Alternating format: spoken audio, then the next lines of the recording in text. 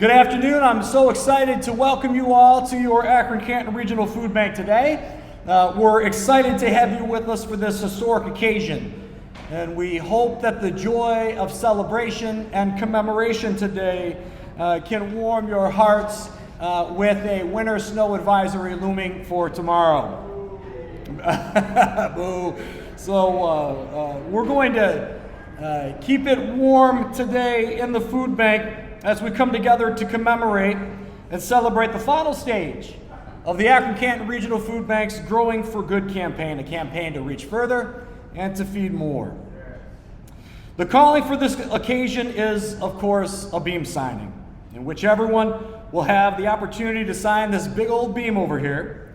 And once we have it signed up, we'll spray it down with some clear coat sealer, and we'll install it in a prominent place in our brand new distribution center, the steel of which is going up as we speak. I was excited when I pulled into the parking lot to see that big crane on site today. That beam will be displayed there as a symbol for generations to come of our work in this partnership. To all of our funders that are with us today, I want to give you a special greeting and let you know how glad we are to have you here with us. And our agency partners, I saw Michelle and some others. If you work with any of the food bank's member agencies and partners, would you raise your hand so we can give you a welcome and a warm round of applause? I know Marion from the Salvation Army is here, and I saw Michelle. Thank you so much for being here. We love you. I know we have a number of members of the food bank's board of directors with us today. Any board members, would you throw us a wave so we can give you a round of applause? Thank you, Jonathan and Alicia and Amanda and Maureen, others. And I do believe our county executive, Eileen Shapiro, is here. So how about a round of applause for Eileen? Any other elected officials? So much respect for our elected officials. It's difficult work, and we appreciate both your effort and the time in your life that you put forward to serve this community. I want to thank our staff and recognize our wonderful staff that helped obviously put this event together, but helped the food bank in so many incredible ways every day. And we have one special staff member, Jamie Fuller, who planned today's event. Where's Jamie at? Jamie's here. Okay, she's up. Avita. So today is Jamie's 1-year anniversary at the food bank, and I can't think of a more fitting occasion to celebrate her incredible work this year. We love you so much, Jamie. Shelley Hinton was here earlier, and it was so good to see her. And so, again, welcome. This has been a tremendous passion project for so many wonderful donors and friends that have helped us along the way. It already feels like a legacy, and I think the great work being done at our Stark County campus, which was constructed during phase 1 of this project, it really underscores that. Every time I step into that beautiful space, I marvel at what we came together to accomplish in this Growing for Good campaign. People in that facility are being served every single day, and what a blessing that has been to them. As we turn our attention now to the Akron side of the project, we want to thank every individual and volunteer and corporation and foundation represented here today that supported Growing for Good. We're so grateful to the many investors and community stakeholders who helped us arrive at this moment after 8 years of work and planning. Over those years, the generosity and commitment of our community to the mission of the food bank has carried us every step of the way. We've tried really hard to do our business right, to show up prepared, to lead with a vision, and to make a case for how you can make a difference and we can make a difference in the lives of our neighbors through investments like these. However nervous or uncertain I've been at times as to how we'll complete this project, how we'll survive the pandemic and everything that came with it, you've met us with kindness and support and generosity. And I want to share my deepest personal gratitude for your many questions and your suggestions and your counseling and your insights and more than anything else, your goodness of heart. At the end of the day, you make the decisions. And we thank you deeply for choosing to invest in the mission that we all hold so dear here at the food bank. And with that, as an introduction, I now want to introduce our fabulous Vice President of Development, Ms. Colleen Benson, to the podium to say a few words. Colleen.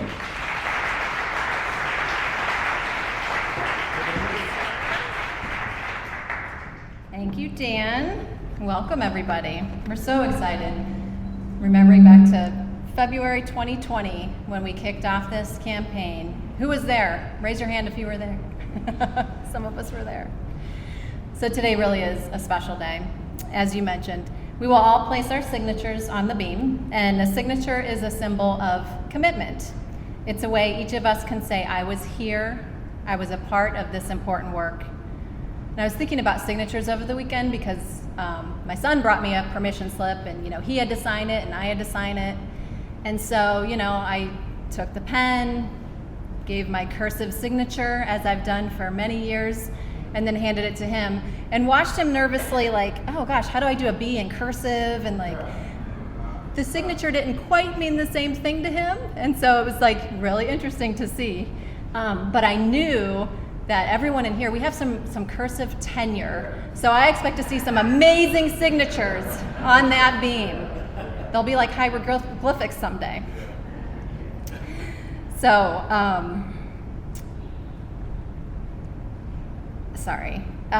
just reminiscing about grade school days, and I wanted to mention the great prizes we have over here for you, the commemorative lunchbox. So what a better symbol to represent the need for food in our community than a lunchbox. So please take a lunchbox today, and don't forget the meaning of the lunchbox. And thanks to Jamie for finding such a cool commemorative gift. So traditionally, it has been our signatures that we use to verify our identities or to make an agreement with another party. And I hope that today you are doing both of those things. I hope that some part of your identity lives with the food bank. I hope that it's in your heart, whether you're a donor or a volunteer or just spend time with us, that is a part of your identity. I also hope that you feel like you're in a contract with us. And that contract says that together we will not let our neighbors go without food. And we will do everything in our power to bring hope to our neighbors struggling with food insecurity. So thank you for that. I want to thank you. I also want to highlight a few of the incredible donors who made investments and had a special stake in this phase of the project, the Akron expansion. Last year, we installed a donor wall to recognize our Growing for Good investors. You can see that special recognition piece to the right of our lobby.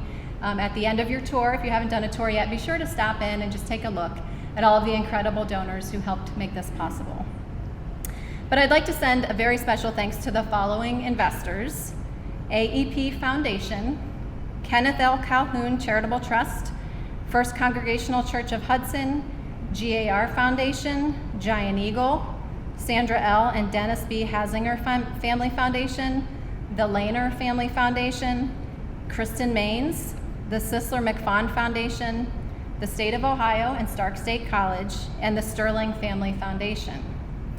And a special thanks to the following investors who also will be honored and celebrated with named spaces in this facility: the Mary S. and David C. Corbin Foundation, First Energy Foundation, Gojo Industries Incorporated, the Goodyear Tire and Rubber Company, Huntington Foundation of Akron, Harvey and Kim Nelson, Sequoia Financial, and Westfield Insurance Foundation. That is not all of our investors, but let's give them all a big round of applause.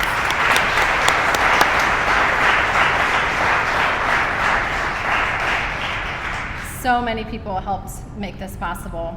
But I would like to highlight a very special recognition that will be installed in our visitor lobby. Phil Maynard was a wonderful friend and mentor to our CEO, Dan Flowers, and his family had a history of volunteering here at the food bank. And Phil even served on the committee to explore the feasibility of this project in 2017. And for years, Phil had been an incredible community philanthropist, but we lost him in 2021. Knowing of Phil's affinity for the food bank and for philanthropy, a few of his friends stepped forward with gifts in his honor. And we are so grateful to the Maynard Family Foundation, to Roger and Sally Reed, Bob and Becky Bremer, Bill and Pat Sedetaki, Andre Thornton Sr., Bill and Becky Considine, and others. Thanks to their support and efforts, our lobby will be forevermore named the Phil Maynard Visitor Lobby.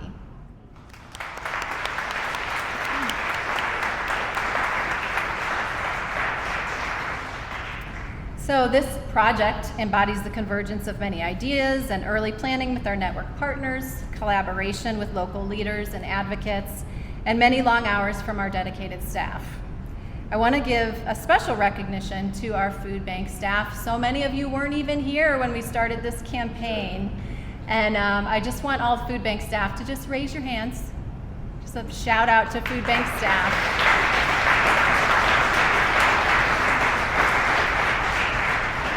It's been quite a few years of really hard work, and a lot of hard work has gone into this project.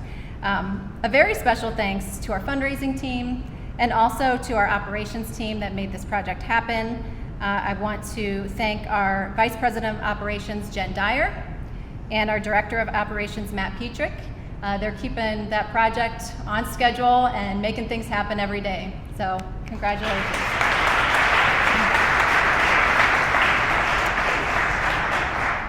And finally, so many of our board members have been with us throughout this campaign. And one in particular not only chaired the facility committee throughout the project, but we are now honored to call her board chair.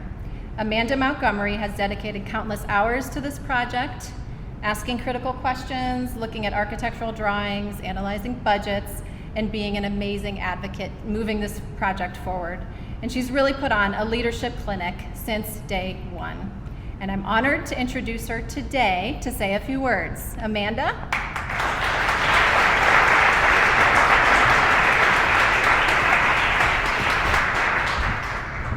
Thank you, Colleen.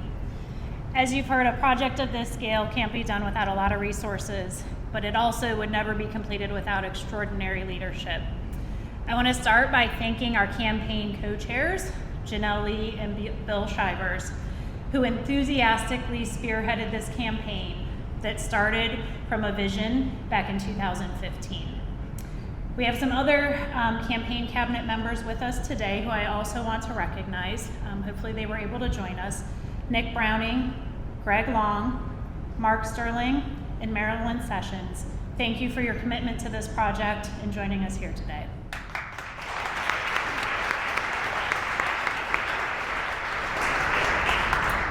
I'd like to thank the community leaders who served aside our campaign committee for all of the commitment from our amazing board. And I want to echo the comments earlier to really thank the staff who worked tirelessly to make this dream a reality.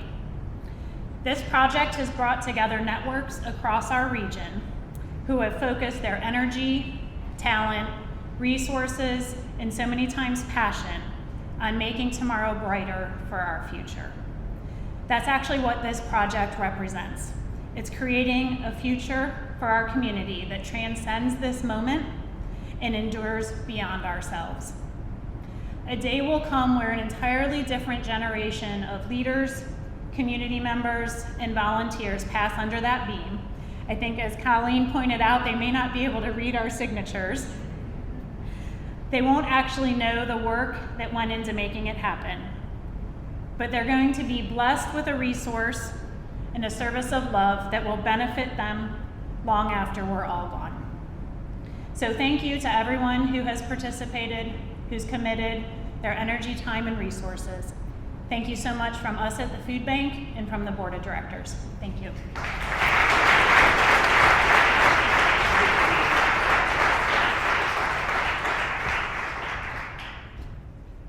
Well, thank you, Amanda. As we talk about leaving a legacy, about this project that is so much about the future, it's important to remind ourselves where we've been and what we've accomplished together and what goals we hope to achieve in the future. 2022 marked your food bank's 40th anniversary, 40 years in service to this community, decades in which we offered hundreds of millions of dollars worth of food support to our neighbors facing hunger. And then even as we observe this milestone, the relevance of the mission of the food bank was right in front of our faces. Post-pandemic inflation caused severe economic challenges for families and another surge in demand, and we saw it right here on our parking lot. Supply chain issues and in the significantly increased cost of food meant we had to respond to that rise in need with fewer resources. The 2022 food donation shortage we experienced here is like nothing that I have ever seen in my 25-year history working at the food bank. Despite many challenges, we still managed to expand our impact on families experiencing food insecurity in 2022. We increased the number of food distributions at our pop-up pantry. We piloted a seasonal produce and perishable product distribution program. We collaborated with local farmers to deliver fresh produce right to families' doorsteps. We opened 3 pantries with hospital partners right here in our community. And we updated our own Stark County campus food pantry based upon feedback from our guests. And perhaps the accomplishment that I'm most excited about and most proud about, in 2022, we surpassed 50,000 food boxes delivered directly to people's homes using DoorDash. 50,000.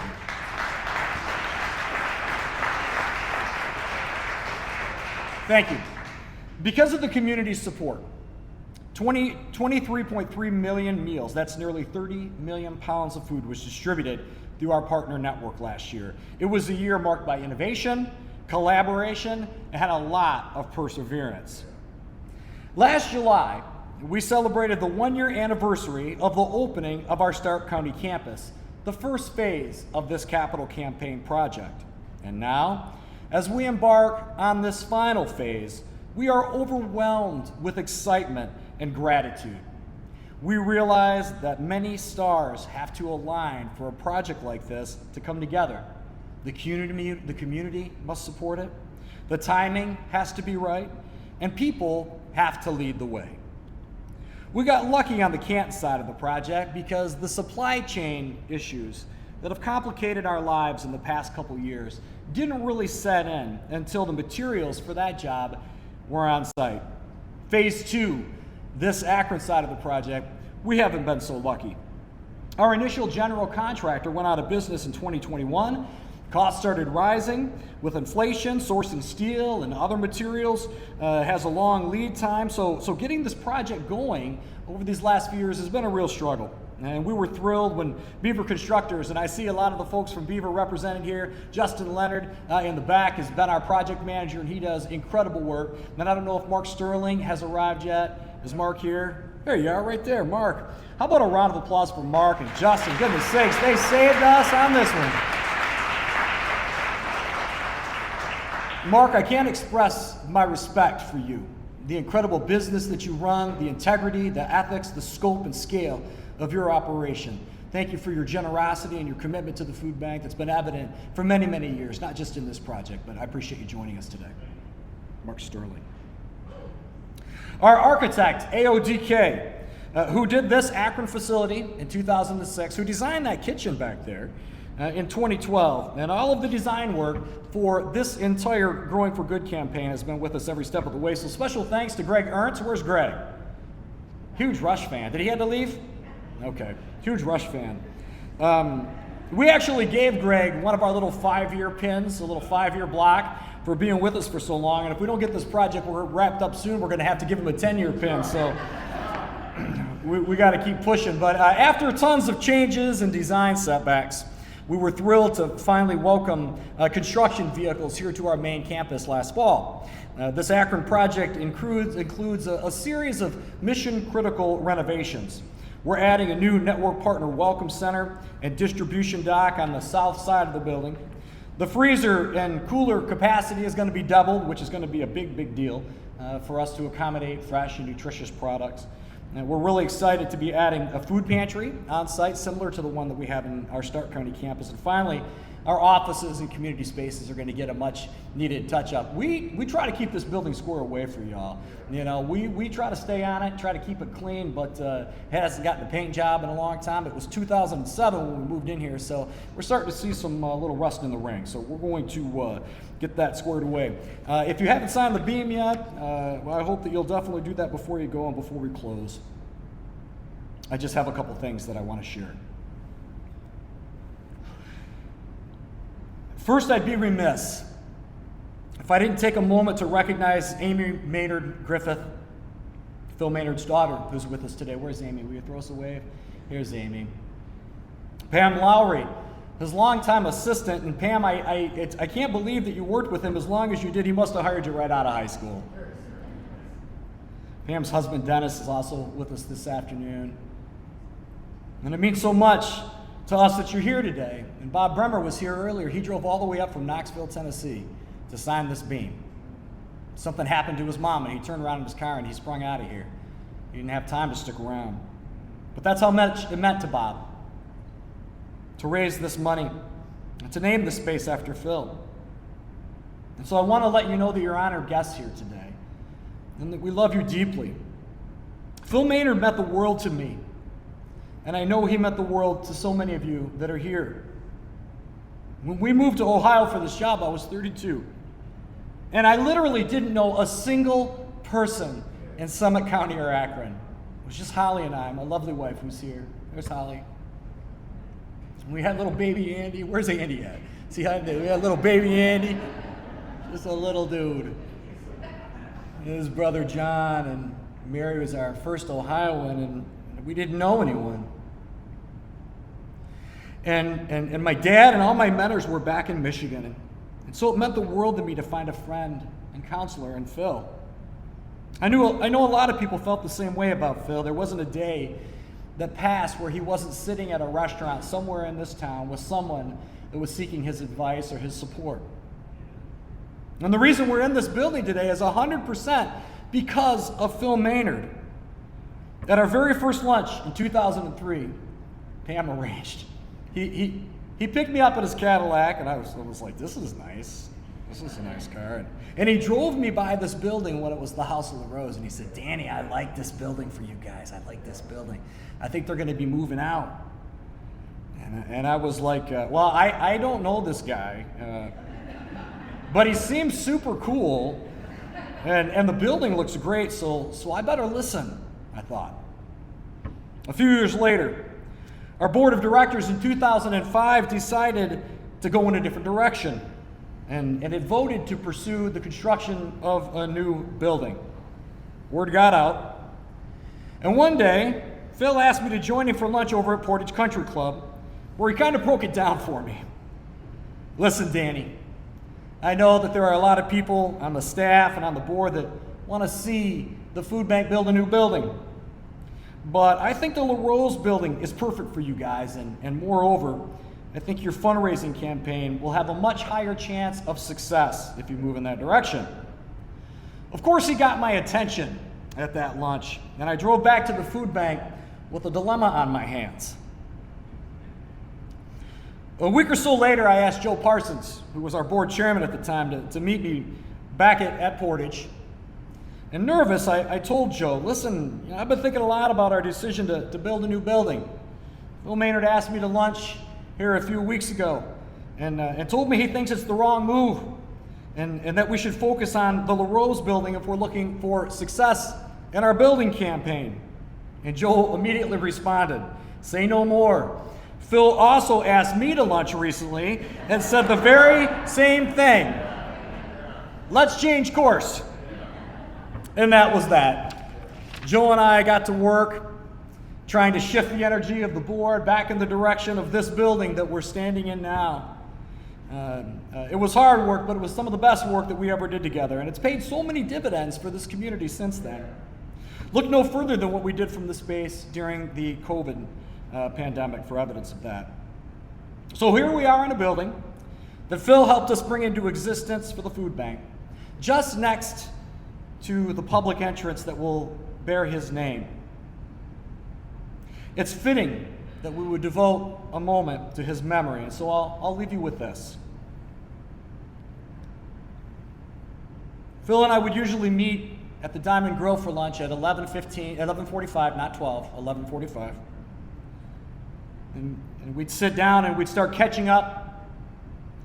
And the waitress would come and take our orders, and not long after, when the bread was on the table, Phil would always say, "Why don't we pray?"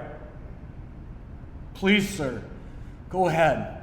Finally, I would think, because I loved listening to Phil pray, his closing cadence, "Because it's in your name we pray.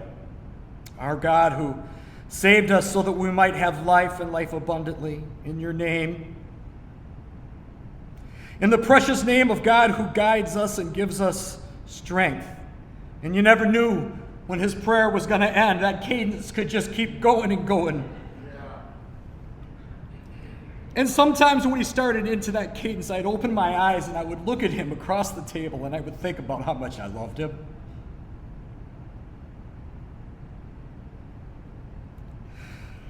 And how much of a privilege it was to be seated across from him. He was my friend. I think about how I never wanted his prayers for me and for us to end.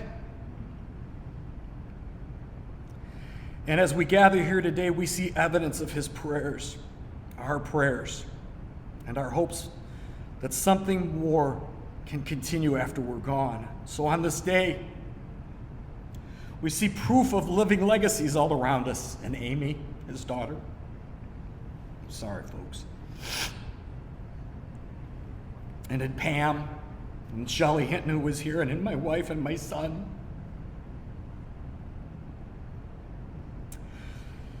And we recognize the truth that the goodness we seek to bring into the world can continue after we're gone. That's right. In the hearts of those who love us, and the ripples of goodness that touch the community in infinite ways that we can never comprehend. So in these dark days of winter, let us renew our belief that our highest aspirations for goodness in the world are worthy of the energy and perseverance that is required to bring them to bear for ourselves, for our community, for the people we love. And I'll end this speech like I end every speech. If no one has told you that they love you today, I want you to know that the Akron-Canton Regional Food Bank loves you. Thank you so much for coming, and be sure to sign that bead.